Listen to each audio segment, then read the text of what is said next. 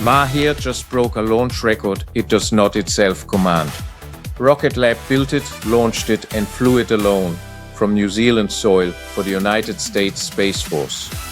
New Zealand's own authorization law for that launch pad is already in force, and the deadline for it has passed. Does your board know if your organization already needed one? Let's get into it. In 1957, Sputnik's launch caught the United States unprepared, and answering with a satellite took 17 weeks. Now, an Allied command can move from an order to an orbiting spacecraft in under 17 hours. This is the Hamberger Report. I'm Andreas Hamberger, Architecture and Security Leader, Wellington. 16 hours and 42 minutes. That is how long it took a Rocket Lab Electron to clear the pad at Mahia after a United States Space Force order arrived. The previous record was 27 hours, set by a different company on a different mission. Rocket Lab beat it by more than 10 hours, and on the 7th of July, the Space Force declared the mission, VICTUS HAZE, a full success. Last week, this series asked, who owns the hardware? When Rocket Lab agreed to buy Iridium for about $8 billion United States dollars. This week, the question is sharper, and it follows straight on from that one.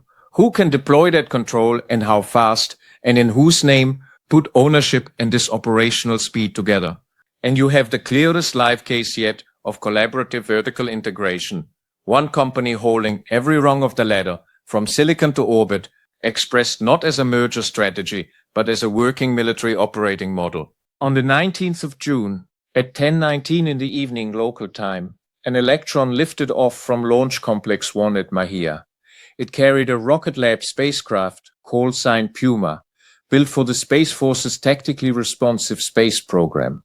That 16-hour 42-minute figure is not a rocket claim. Rockets launch every week. It is a system claim that a commercial operator working from a remote peninsula can take an order from an Allied command and put a maneuvering spacecraft into orbit faster than any nation or company ever has. 5 independent sources, military, commercial, and trade press, confirm the figure. Puma then beat 2 more deadlines. It was ready for its first maneuver in 37 hours, 36 minutes against the 72-hour requirement, and it completed its approach and photographed its target in under 59 hours against an 84-hour requirement. That target was JACKAL, a second commercial spacecraft, built and flown separately by another company, standing in as what the Space Force calls a non-compliant satellite. JACKAL then ran its own intercept of Puma, on its own, in under 61 hours. Long commercial vehicles, rehearsing an orbital encounter for a government that owned neither of them. Earlier responsive space missions divided the work between contractors. VICTUS HAZE did not. Rocket Lab engineered the spacecraft, integrated the payload, launched it from its own pad, and flew the orbital operations. One company held every rung of the ladder at once. That concentration is the shape of the real question. Earlier responsive space missions split accountability across several contractors by design, so that no single company held the whole chain. When one commercial entity can design, build, launch and operate a strategic orbital interceptor with no government prime contractor anywhere in that chain, the accountability question moves. Who answers for the capability, and what oversight does the host nation hold over military use of its own launch infrastructure? A board director or an enterprise architect already knows how to ask that question of any other supplier holding an entire capability end-to-end. The orbit does not exempt it, it only raises the stakes. One note before we go further. This Friday, the 21st of August, Lethal by Design closes its 9-part run on accountability in military artificial intelligence. If this governance gap interests you, that series has been mapping the same gap since its first episode.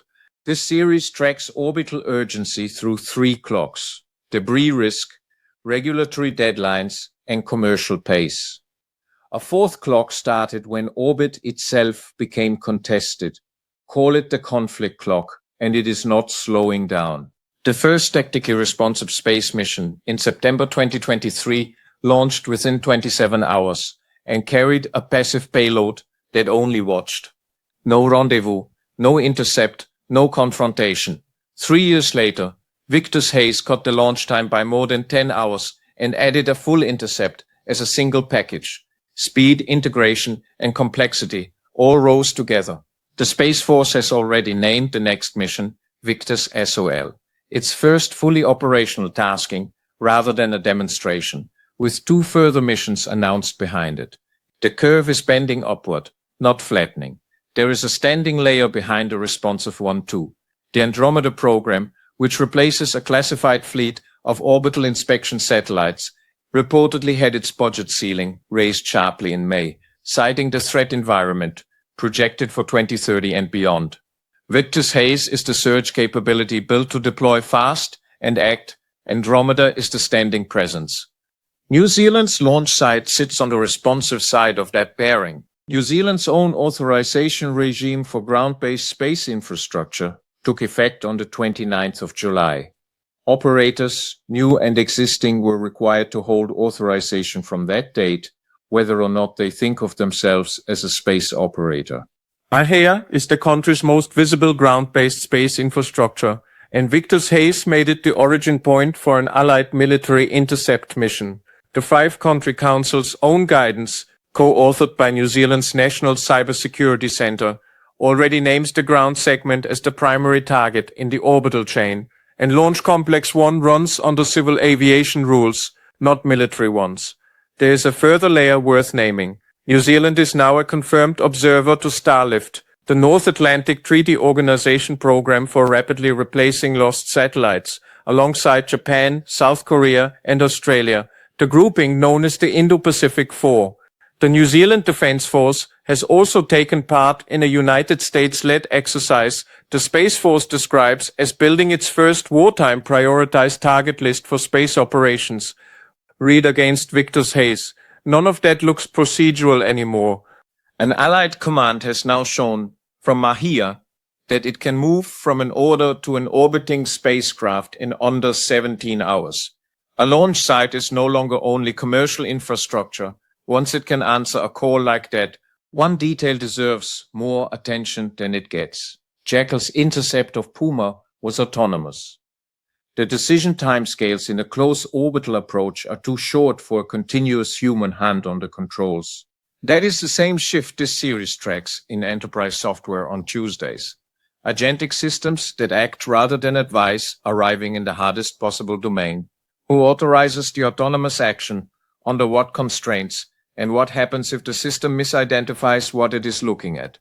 That last question is a verification problem at the hardware layer. A system cannot confirm what it is looking at without an external reference to check against, and when the object is another nation's satellite, the cost of getting the identity wrong is severe. Under accountable governance, an autonomous interceptor is a stabilizing defensive instrument. Without that governance, or in the hands of an actor who rejects it, it is the opposite. The vehicle is identical either way. The governance is the only difference. That same question sits underneath the sovereignty argument. The spacecraft was built by a company listed in the United States, launched under a Space Force contract, and flew from New Zealand soil in service of Allied space security. Sovereignty here is not a place, it is who can task what stands on it. 3 things follow for a New Zealand board or executive team, and none of them require a view on defense policy to act on. None of them wait for one either. First, the authorization deadline has already passed, and the definition of a space operator is broader than most organizations assume. Second, the ground segment is the exposure.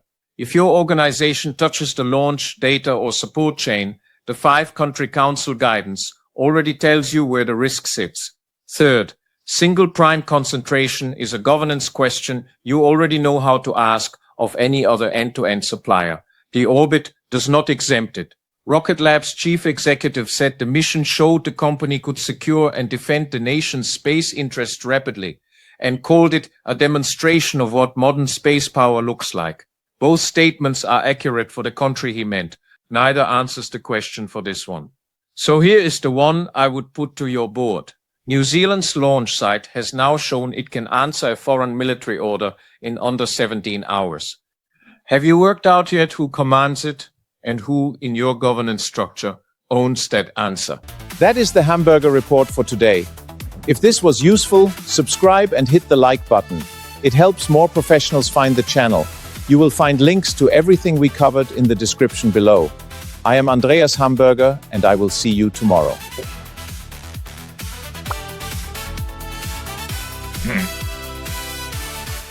Like and subscribe.